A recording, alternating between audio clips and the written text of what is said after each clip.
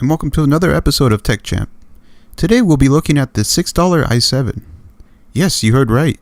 It's a 4-core 8-threaded processor for only $6. When I bought this processor originally, it was $4.32 on eBay, and after a couple months the price has rose and now you can pick up one for $6, which is still a good price. Now it isn't actually an i7, it's actually a Xeon processor from back in 2010. It is the Xeon E5620, clocked at 2.6 GHz. Now you're probably wondering, what could I do with a 2.6 GHz processor from 2010? Well, believe it or not, this processor is very easy to overclock, and we were able to get this processor to 4.0 GHz easily. The LGA 1366 Xeons were some of the easiest CPUs to overclock, and they were known for their high clock while maintaining low temperatures. The CPU never surpassed 50 Celsius during heavy load. I will pair it with my GTX 690 that I have already reviewed in my previous video. Now granted, yes, it's better off being paired with a card that's a lot weaker like a 670 or a 960. I want to show you how small or of how large of a bottleneck you can get with this processor. I also paired this with 8GB of DDR3 RAM clocked at 1600 MHz, and I paired it with my 600 watt Corsair power supply. Now the titles I will be benchmarking are more CPU bound than GPU bound, so we can get a better idea of the power of the CPU. So now let's move on to the benchmarks.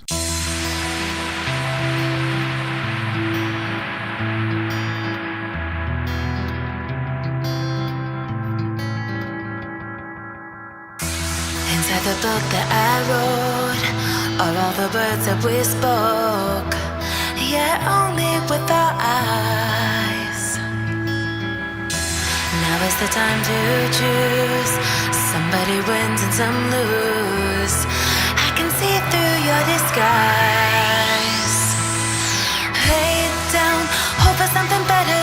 Looking at the clouds, the cyber and the weather. You can't keep this up. The lies are just too much. Kick back, start another fire. Looking at the clouds, making shapes that you admire.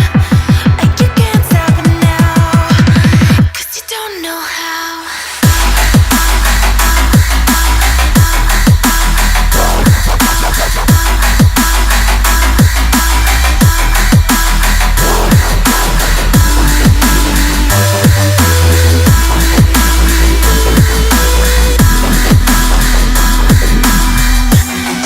You can't stop it now.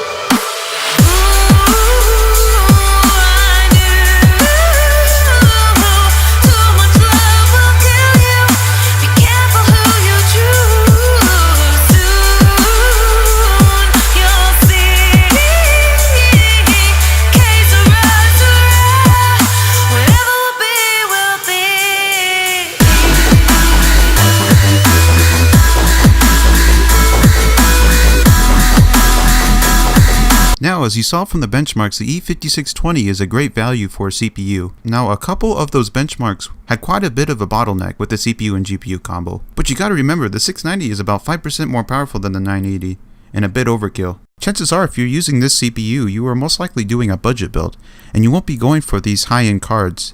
Instead, you'll be looking at maybe an RX 470, maybe a 1050 or a 1050 Ti. But compared to the other processors such as the FX series, this is a way better value than those processors. But when comparing it to the new i7s and single core performance, it pales in comparison, so you may begin to notice even more bottlenecks down the line. If you're planning on doing 1440p or 4K gaming, the CPU is perfect due to the fact that most high-end GPUs can't push a high frame rate at those resolutions. This means the GPU will be doing most of the work instead of the CPU. Now, do I recommend the CPU today? Yes, I definitely recommend this CPU. With the price being this low, and how much performance you can get out of the CPU, why not? Why wouldn't you?